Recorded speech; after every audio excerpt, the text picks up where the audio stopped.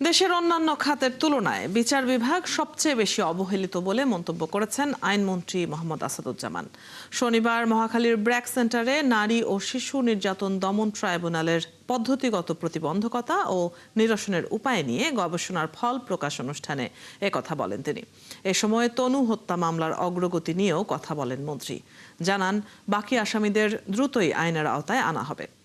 এ সময় এক বিচারপতির বিরুদ্ধে ঢাকার Willes Little Flower School and কলেজের শিক্ষককে হেনস্থার অভিযোগ প্রসঙ্গে সাংবাদিকদের প্রশ্নের উত্তরে মন্ত্রী বলেন, এ বিষয়ে তদন্ত বা ব্যবস্থা নেয়ার বিষয়টি সরকার নয়, সুপ্রিম জুডিশিয়াল কাউন্সিল দেখবে।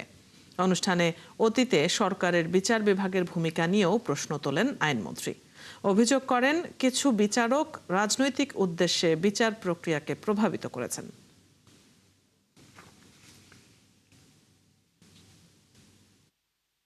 সমস্ত সেক্টরের মধ্যে সবচেয়ে নেগলেক্টেড সেক্টর আমার কাছে মনে হচ্ছে বিচার বিভাগ।